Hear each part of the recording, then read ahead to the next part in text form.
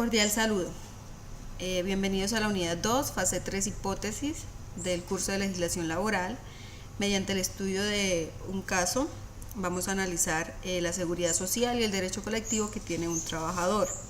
El equipo está conformado por Karen Dayana Mantilla, Laura Cristina Hernández, Lady Judy Basto, Mayuri Navarro Jaime, Natalia Sofía Rueda, y está presentada nuestra tutora Angélica María Gavidia de la Universidad Nacional Abierta y a Distancia SEAD Bucaramanga.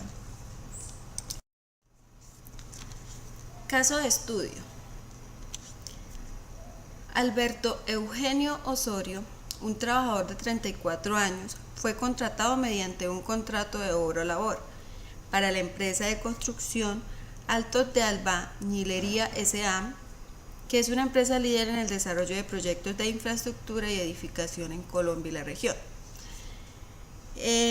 Nos da como aspectos básicos de su contrato que la edificación se realizará en la ciudad de Cartagena, que la fecha de inicio o de ingreso del trabajador es el 20 de abril de 2013 y que la fecha de terminación hasta cuando termine la obra, en concordancia al contrato que adquirió el trabajador en mención, que el salario devengado mensualmente sería de 846.743 pesos. Como funciones a desempeñar del señor Alberto sería verificar el proyecto de la obra, haciendo lo que fuese necesario para realizar correcciones y modificaciones que se consideraran oportunas, bien sea por el propietario o los contratistas responsables. Debe seguir y verificar el cronograma de ejecución de la obra, garantizando que se cumplieran en los tiempos establecidos, aprobar progresivamente el inicio de los trabajos que sean ejecutados, controlando en todo momento la calidad de los mismos, verificar que se cumplen las normas de seguridad establecidas, de que todos los trabajadores dispongan y lleven los accesorios de seguridad, los elementos de protección personal. Pero además de estas funciones, él debía coordinar el proceso de verificación para establecer que toda la instalación contara con el equipo apropiado para los casos de emergencia y contingencia, y debía verificar que se tomaran las medidas de seguridad necesarias para la preservación y protección del medio ambiente. Miraremos aspectos durante el desarrollo de su relación laboral. Entonces, aspectos como irregularidades que se presentan, actos realizados por el trabajador como acciones de mejora, como iniciativa propia, y eventos laborales ocurridos. Entonces, como irregularidades, se presentó que el trabajador era llamado 2 domingos al mes para cubrir a sus compañeros de trabajo cuando estaban en descanso, partiendo de que al inicio del contrato pues no nos indicaron que iba a haber esa condición. No le fue suministrado los elementos de protección personal para que desarrollara su labor, al igual que a sus compañeros de trabajo tampoco, y tampoco se evidenció que se les diera dotación. Le fue negado un permiso para asistir al nacimiento de su primer hijo, porque el dueño de la empresa indicó que no había personal suficiente que le cubriera para que le diera ese permiso. Según el horario que nos indica, se muestra que el trabajador labora una jornada de 13 horas diarias, que siempre ha tenido malos tratamientos por parte del dueño de la empresa en frente de sus compañeros de trabajo, realizándole comentarios que lo menosprecian como su dignidad, como que es un mal trabajador, porque defiende los derechos de los otros trabajadores y demás.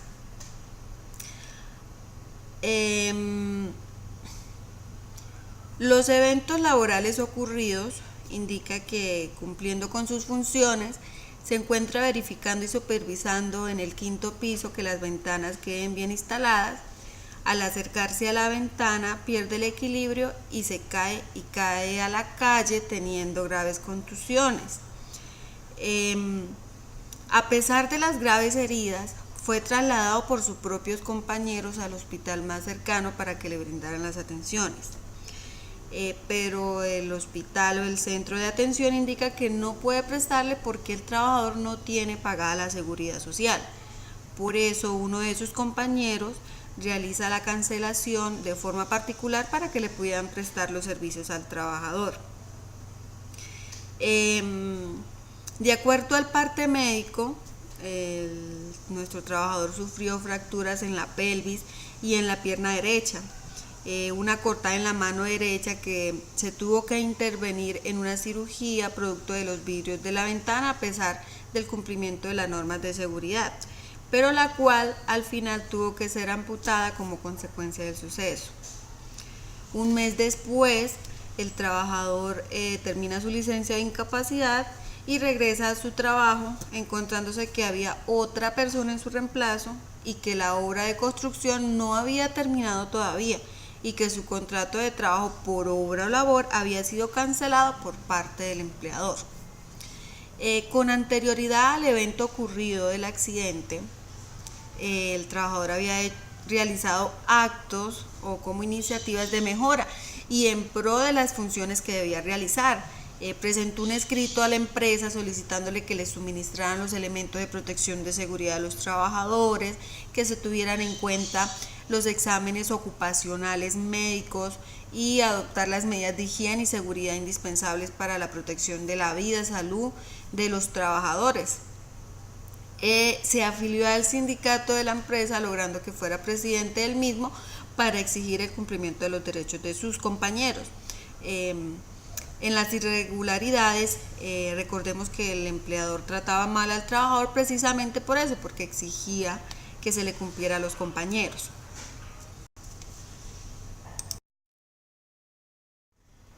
Los argumentos que el empleador le da a nuestro trabajador del por qué le terminó el contrato, le indica que es porque abandonó su puesto de trabajo, que porque no se admitía un trabajador que tuviera solo una mano, que él constituía una amenaza por hacer parte del sindicato, que se había enterado que siempre solicitaba permisos para ir a acompañar a su esposa por tener un bebé recién nacido y que no podía trabajar en esas circunstancias, que pedía cada rato la dotación y que a él le habían dicho que él iba a demandar.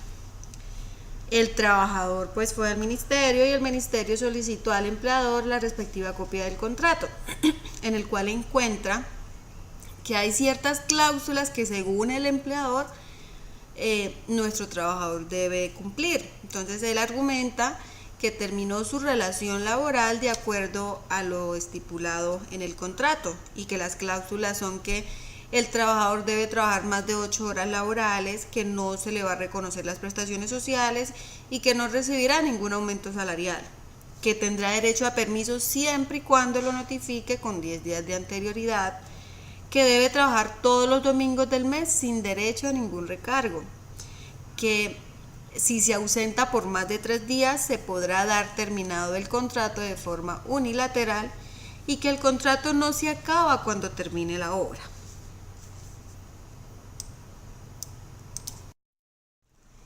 Planteamientos a resolver del caso.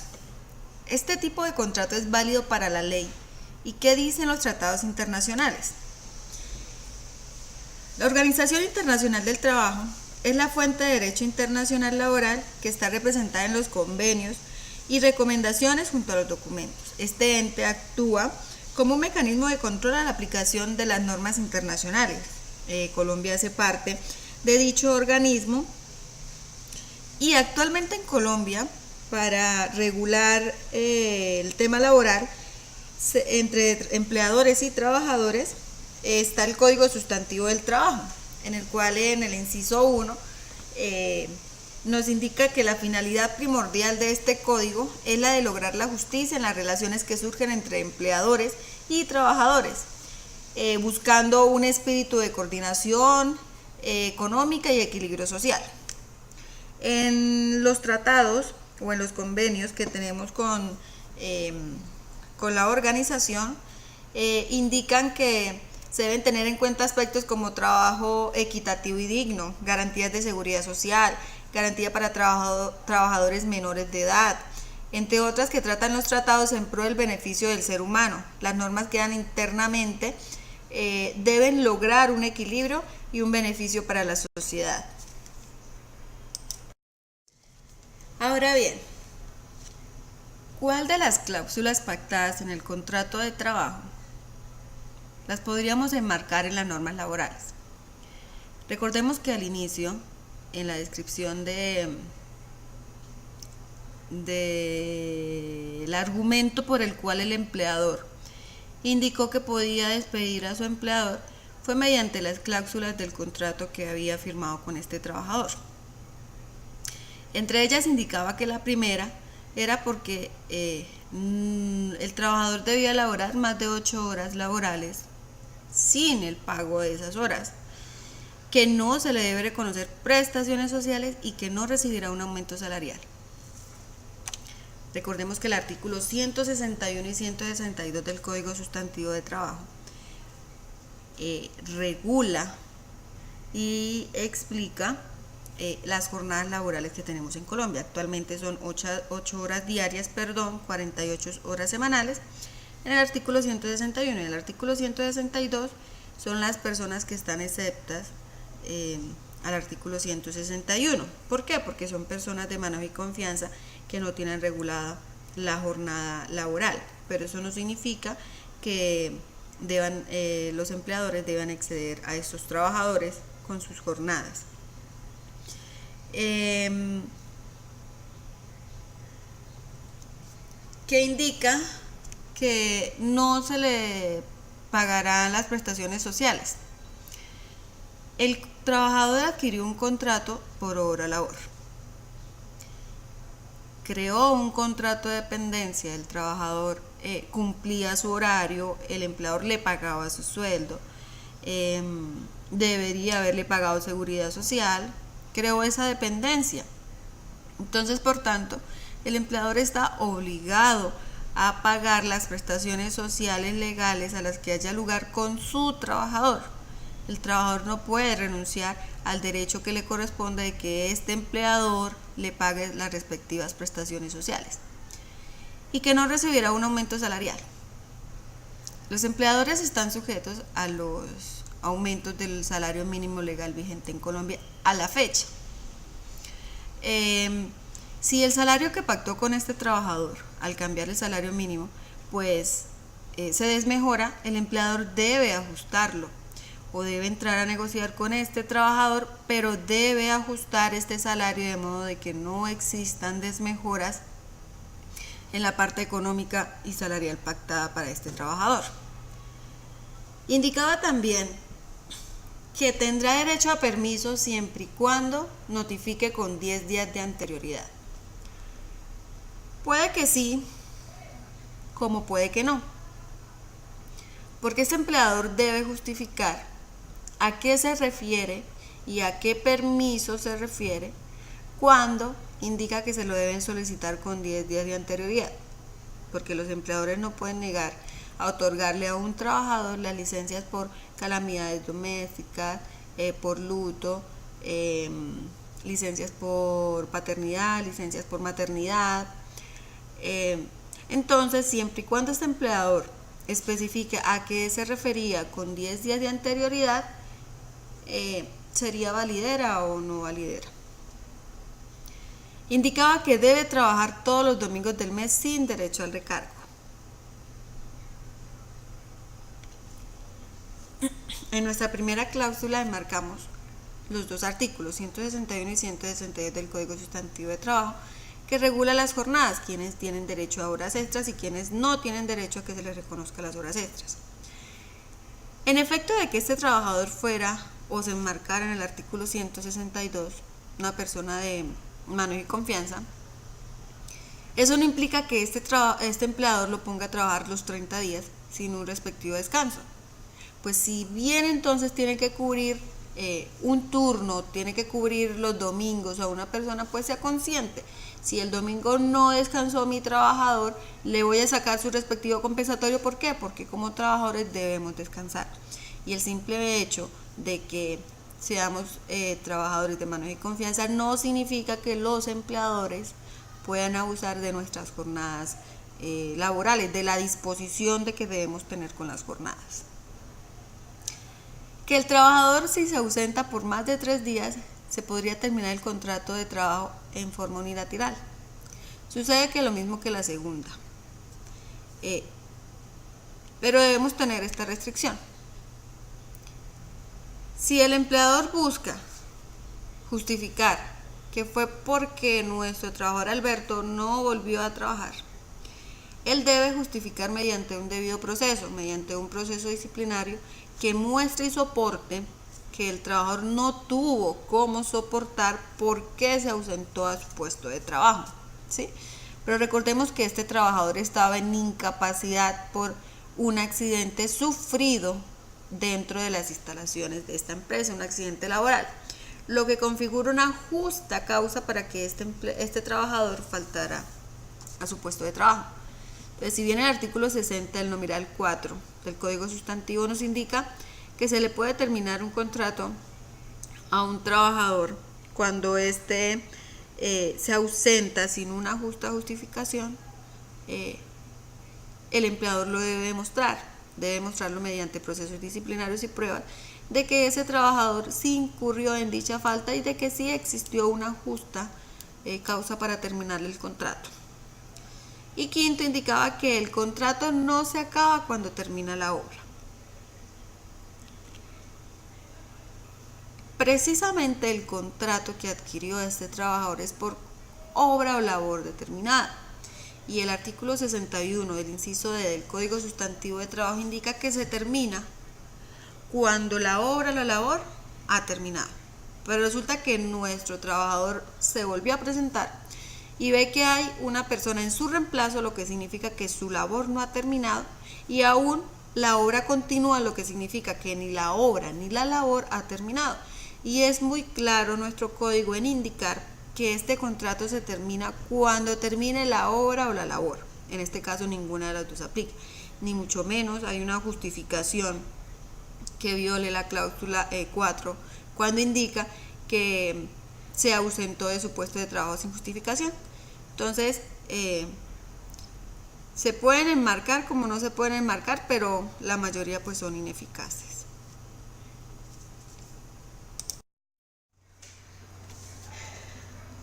¿Existió acoso laboral en el presente caso?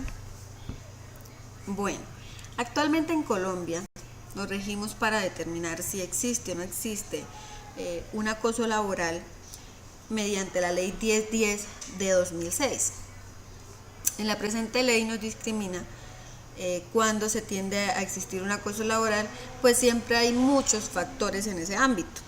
Entonces precisamente se enfocan indicando, enmarcando que son acciones, malos tratamientos o palabras soeces encaminadas a infundir miedo, temor, angustia o intimidación en el ámbito laboral que lleven a un trabajador a renunciar, precisamente por la misma presión que están realizando o ejerciendo los empleadores.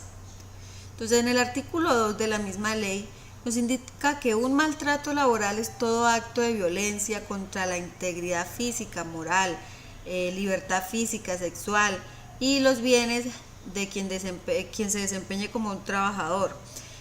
Toda expresión verbal injuriosa, ultrajante, que lesione la integridad o la moral de los derechos a la intimidad, el buen nombre, y todos los comportamientos tendientes a menoscabar la autoestima y la dignidad del mismo trabajador.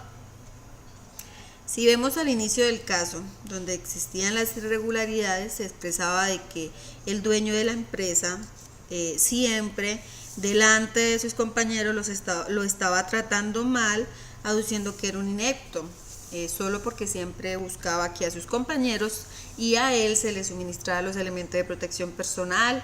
Recordemos que también era una función de este trabajador que debía cumplir. Entonces siempre estaba constantemente su empleador tratándole mal delante de sus compañeros. Entonces, sí sería un acoso laboral para el artículo 2 del inciso 1. En el artículo 2 y en el inciso 2 de la misma ley, indica que cuando es una persecución laboral, toda conducta cuya característica es reiterativa y evidente arbitrariamente, permite inferir el propósito de inducir la renuncia de un empleado a un trabajador. ¿Mediante qué manera? Mediante la descalificación, la carga excesiva de trabajo y los cambios permanentes de los horarios que puedan desmotivar a ese trabajador. También veíamos en las inconsistencias que el dueño de la constructora, como lo indiqué anteriormente, delante de los demás trabajadores le indicaba que era un inepto.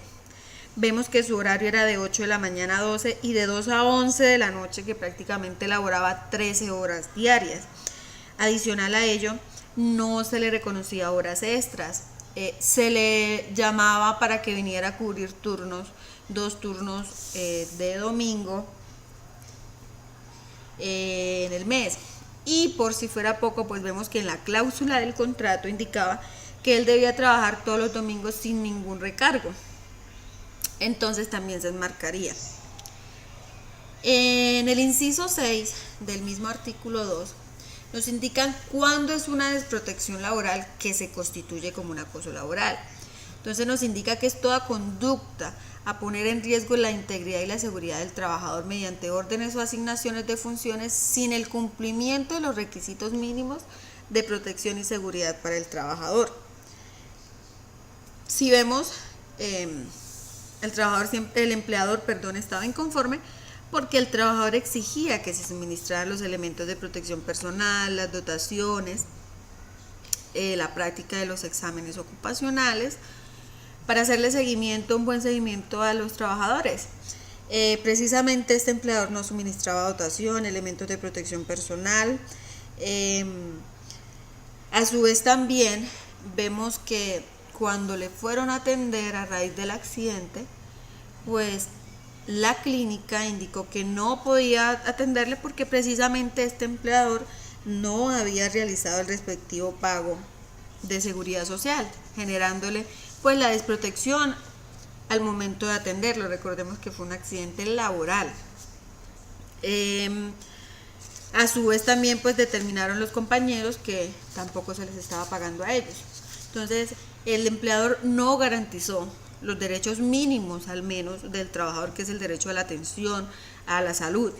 Entonces para esta parte en desprotección laboral el empleador, como vimos, los tenía totalmente desprotegidos.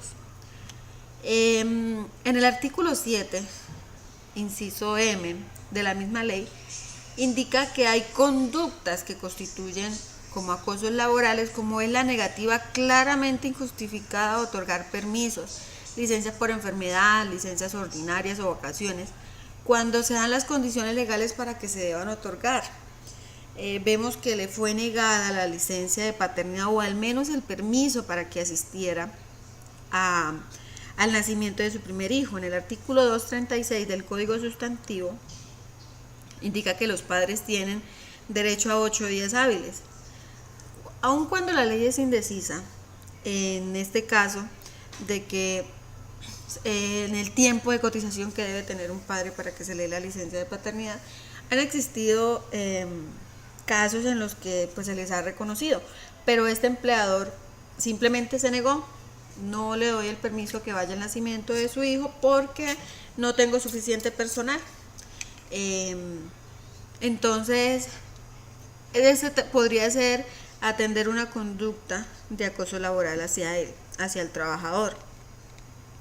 Además indica que como causal de despido fue porque el trabajador no había vuelto a laborar, pero si vemos el trabajador se encontraba en una incapacidad, una licencia por enfermedad o licencias precisamente por el accidente que sufrió. Entonces son conductas claramente de que sí llevaban a un acoso laboral.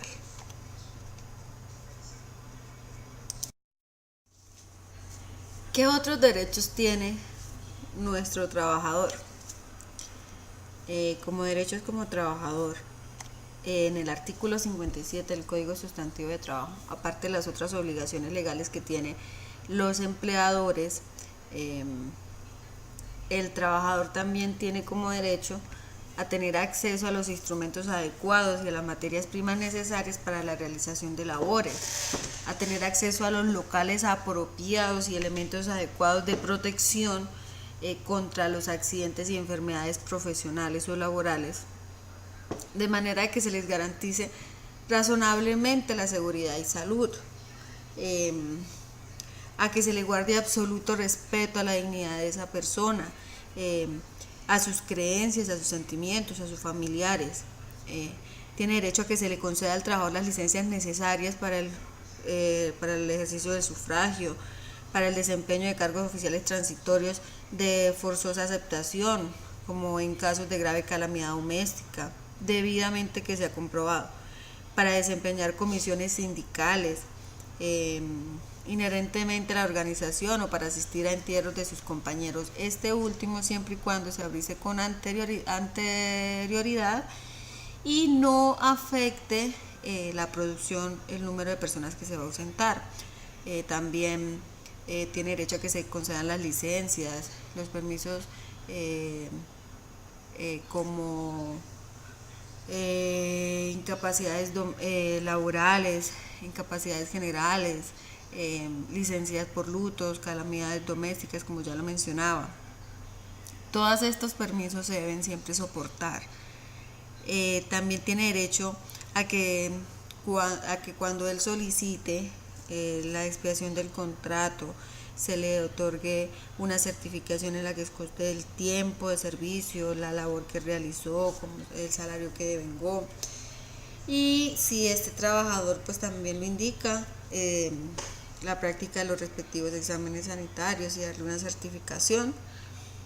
En evento de que se hayan hecho normales, periódicos y que se le entregue al trabajador, pero él no asiste a realizarse el examen, pues se entiende que pues el trabajador voluntariamente no, está omitiendo ese paso, entonces no desea presentar sus exámenes. Tiene derecho a que se le paguen los gastos razonables de venida y de regreso si para realizar el trabajo o la labor tuvo que cambiar de residencia, si debe cubrir viáticos.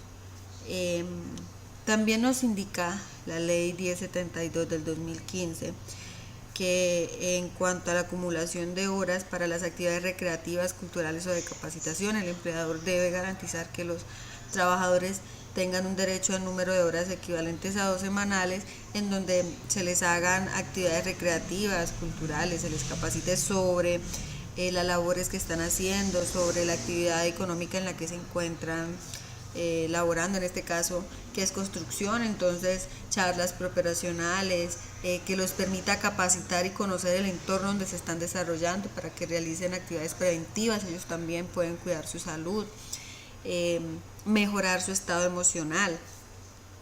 En el artículo 21 de la ley 50 de 1990 también indica que el empleador debe realizar programas que estén dirigidos a las actividades recreativas, culturales y deportivas para el desarrollo del trabajador.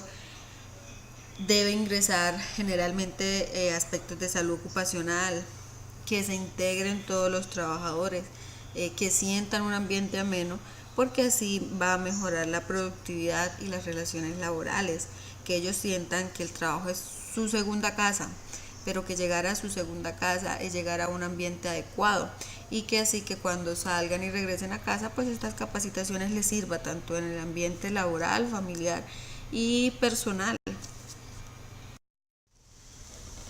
Explique en qué consiste el derecho de asociación de un trabajador de la construcción en Colombia. Los derechos de asociación están regulados primero en la Declaración Universal de los Derechos Humanos, en el artículo 20, el inciso 1, en donde nos indica que toda persona tiene derecho a la libertad de reunión y asociación pacífica. Y en el inciso 2 nos indica que nadie podrá ser obligado a pertenecer a una asociación. En el Pacto Internacional de los Derechos Civiles y Políticos, en el artículo 22 del inciso 1, nos indica que toda persona tiene derecho a asociarse libremente con otras, incluso el derecho a fundar sindicatos y a afiliarse a ellos para la protección de sus intereses, siempre y cuando sea voluntario la asociación. En el Código Sustantivo del Trabajo, en el artículo 356, sindicatos de trabajadores, y en el Código Sustantivo de Trabajo modificado por el artículo 40, Ley 50 de 1990, indica que los sindicatos de trabajadores se pueden clasificar de la siguiente manera. Primero, de empresa, si están formados por individuos de varias profesiones, oficios o especialidades que prestan sus servicios en una misma empresa, establecimiento o institución. Segundo, de industria o por rama de actividad económica, si están formados por individuos que prestan sus servicios en varias empresas de la misma industria o rama de actividad económica. Tercero, gremiales, si están formados por individuos de una misma profesión, oficio o especialidad. Y cuarto, de oficios varios, si están formados por trabajadores de diversas profesiones, disímiles o inconexas. Estos últimos solo pueden formarse en los grupos donde no hayan trabajadores de una misma actividad, profesión u oficios, en un número mínimo requerido para formar un gremial y solo mientras subsista una circunstancia.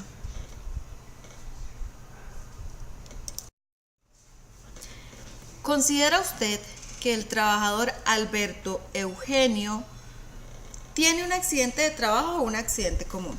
Recordemos que en la descripción del caso indicamos que el trabajador, cumpliendo sus funciones, estaba supervisando una ventana y al supervisarla pues cayó de la ventana dentro de su jornada laboral y cumpliendo sus funciones. Consideramos que sufrió un accidente de trabajo según lo siguiente.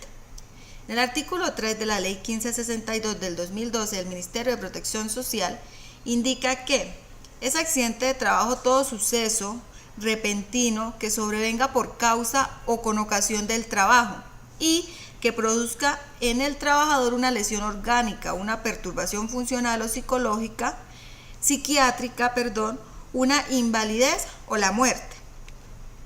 Que también es accidente de trabajo aquel que se produce durante la ejecución de las órdenes del empleador o contratante durante la ejecución de una labor bajo su autoridad, aun cuando fuera del lugar de trabajo y fuera horas de trabajo, siempre y cuando a este trabajador se le haya dado una orden directa de su empleador.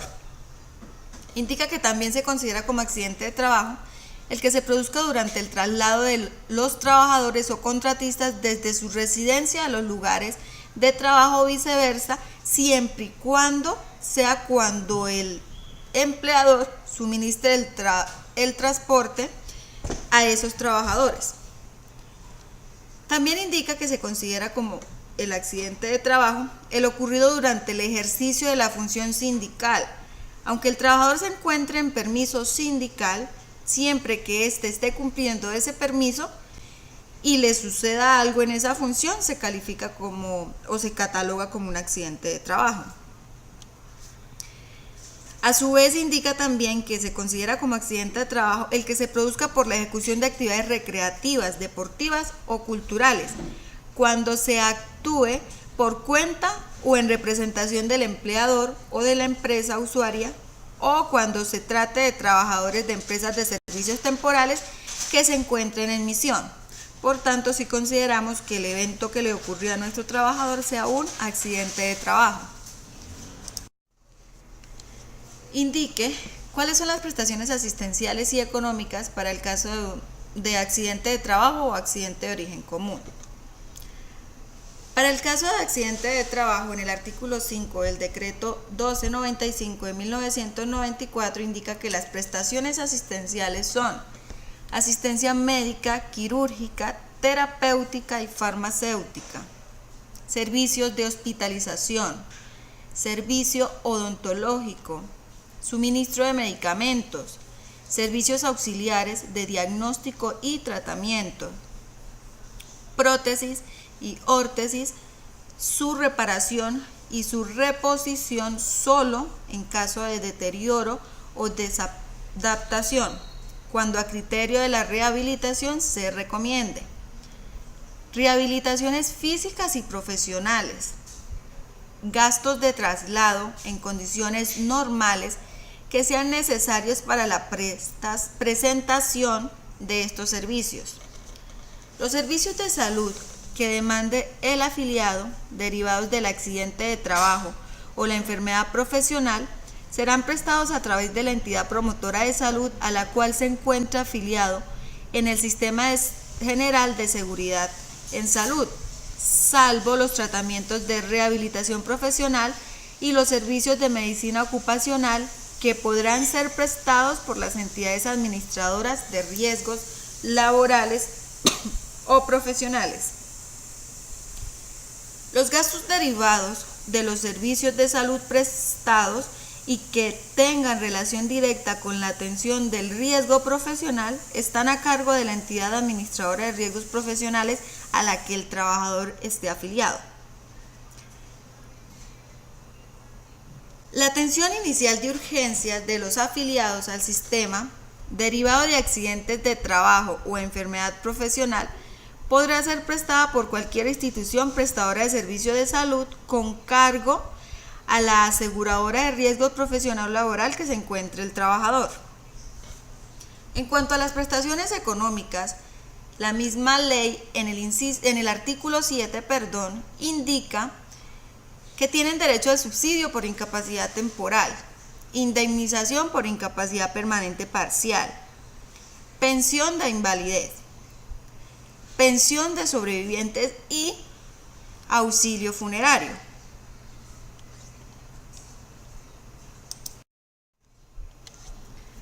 ¿Cuáles son los eventos que son atendidos por los riesgos laborales? Indica que todo suceso imprevisto y repentino que sobrevenga por causa o con ocasión del trabajo y que produzca al trabajador una lesión orgánica o perturbación funcional permanente o pasajera y que no haya sido provocado deliberadamente o por culpa de la víctima. Toda enfermedad profesional, todo estado patológico que sobrevenga como consecuencia obligada de la clase del trabajo que está desempeñando o el medio en el que se ha visto obligado a trabajar, bien sea determinado por agentes físicos, químicos o biológicos. En el artículo 3 del decreto 1295 de 1994 como campo de aplicación indica que el Sistema General de Riesgos Profesionales Laborales, con las excepciones previstas en el artículo 279 de la Ley 100 de 1993, se aplica a todas las empresas que funcionen en el territorio nacional y a los trabajadores contratistas, subcontratistas del sector público, oficial, semioficial, en todas sus órdenes y del servicio privado en general. ¿Tiene derecho nuestro trabajador a algún tipo de pensión? Teniendo en cuenta que esta pensión se relacionaría con la pérdida de capacidad laboral, definamos primero lo siguiente. La pensión por invalidez de origen común la reconocen los fondos de pensiones y las de origen laboral las reconocen las aseguradoras de riesgos laborales. En ambos deben haber cotizado 50 semanas dentro de los últimos 3 años inmediatamente anteriores, siempre y cuando se determine y cumpla los requisitos para una pensión por invalidez. Recordemos que el trabajo sufrió un accidente, consecuencia de ello perdió la mano y tiene ciertas alteraciones dentro de sus órganos. En el artículo 9 de la Ley 776 del 2002 indica que para que se declare un estado de invalidez, el sistema de riesgos laborales debe considerar inválida o considera una persona inválida que por causa de origen profesional no provocada intencionalmente hubiese perdido el 50% o más de su capacidad laboral de acuerdo al Manual Único de Calificaciones de Invalidez vigente a la fecha. En el artículo 10 de la misma ley nos indica cuál es el monto de pensión de invalidez según el porcentaje de pérdida y el derecho que tiene el trabajador desde el mismo día. Entonces indica que en el inciso A, cuando la invalidez sea calificada superior al 50% pero inferior al 66%, tendrá el derecho a una pensión de invalidez equivalente al 60% del ingreso base de liquidación. que cuando la invalidez sea superior al 66%, tendrá derecho a una pensión de invalidez equivalente al 75% del ingreso base de liquidación. Y que cuando el pensionado por invalidez requiera el apoyo de una persona para realizar sus funciones elementales, vitales, diarias, el monto de la pensión se aumentará a 15% más que el literal anterior. Analizando el caso, debemos determinar primero el porcentaje de pérdida de capacidad laboral del trabajador, teniendo en cuenta que aunque de pronto no tiene el tiempo de cotización, sí se le debe reconocer el porcentaje económico equivalente a la pérdida del cuerpo, a lo que perdió, en este caso pues sería su mano, y que tuvo daños en los órganos internos, que no la ha valorado la aseguradora como debería, porque el empleador no ha realizado los respectivos pagos. Todos esos factores deben cumplirse para saber si tiene o no derecho a esta pensión por invalidez. Para nuestro concepto y analizando el caso y los requisitos, sí consideramos que se le debe hacer el estudio por las pérdidas evidentes a raíz del accidente laboral que tuvo. En caso de fallecimiento del trabajador a raíz del evento sucedido, ¿a qué pensión tiene derecho? Teniendo en cuenta de que ese trabajador tiene 2 hijos con 2 mujeres diferentes. El artículo 47 de la Ley 100 de 93 nos indica que la pensión por sobrevivientes puede ser vitalicia, temporal y compartida. Y en el artículo 275 del Código Sustantivo de Trabajo indica que en caso de muerte de este trabajador, tienen derecho su cónyuge y sus hijos, menores de 18 años. Tendrá derecho a recibir la mitad de la respectiva pensión durante 2 años contados desde la fecha del fallecimiento de la persona. Cuando el trabajador haya adquirido el derecho dentro de esta norma, lo esté disfrutando en el momento de la muerte, y siempre que aquellas personas no dispongan de medios suficientes para su congrua subsistencia. Indica también que se distribuye de la siguiente manera. En concurrencia de la viuda con hijos, la primera recibe una mitad y los segundos reciben la otra mitad. Si hay hijos naturales, cada uno de estos lleva la mitad de la cuota de uno legítimo. Si no hay hijos, todo le corresponde al cónyuge. Y viceversa, si no hay cónyuge, todo le corresponde a los hijos. En caso de que no esté lo anterior, tienen derecho a las mitades a la pensión los padres o hermanos inválidos o las hermanas solteras del fallecido, siempre que no disfruten de medios suficientes para su congrua subsistencia y hayan dependido exclusivamente del fallecido. La cuota del grupo que falta pasa al otro, y el beneficiario único de un grupo lleva todo lo de este. Los beneficios de que trata este artículo gozarán de estos derechos con la sola comprobación de parentesco mediante copias de las respectivas partidas civiles o eclesiásticas y las pruebas sumarias a las que hayan lugar para cumplir el requisito. Para este caso, si el trabajador tiene 2 hijos con diferentes mujeres, pues la ley debe partir, o los fondos que les estén reconociendo, el tiempo de convivencia que cada una de las cónyuges demuestre con la persona que es fallecida, y según ese porcentaje de tiempo, pues le será reconocido. En los hijos, a su vez, también aplicaría. Pues se distribuiría según los hijos. Hay que tener en cuenta que para los hijos mayores de 18 años, pero que estén estudiando, pueden analizar que se les puede otorgar dicho derecho, dicha pensión, siempre y cuando estos se encuentren estudiando y que, como lo indica, se genere un estado de dependencia de la persona que falleció.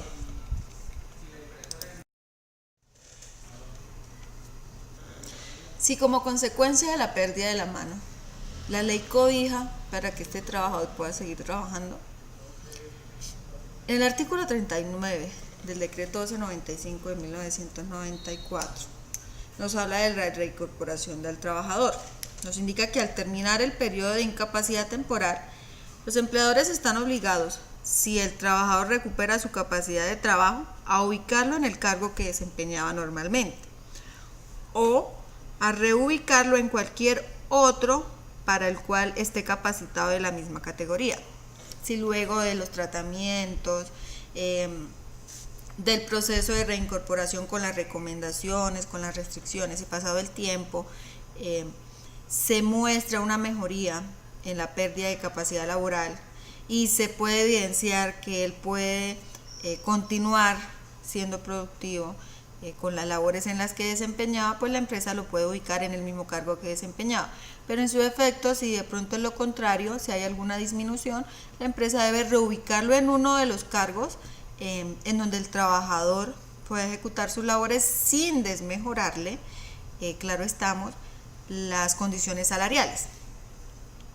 En efecto, de que la persona tenga una discapacidad, ya bien sea de nacimiento o que la adquiera, la ley estatutaria 1618-2013 garantiza el pleno derecho a los ciudadanos que se encuentren en discapacidad, dando una oportunidad de tener un empleo digno mediante la inclusión laboral. Mediante también de calificación, pues recordemos que la Junta Regional o Nacional de Invalidez pues debe calificar qué pérdida o qué porcentaje tiene de pérdida de capacidad laboral esa persona para buscar la adaptación en qué puesto se debe desarrollar. Las empresas actualmente tienen beneficios incluso al contratar personal en el estado de inclusión laboral. Lo mismo sucedería con este trabajador al perder su mano. Si otra empresa lo fuera a contratar, la ley lo cobijaría porque lo podrían ingresar por una inclusión laboral, o la empresa está obligada a reincorporarlo a su labor o reubicarlo en el defecto de que no se recupere al 100% de su pérdida de capacidad laboral.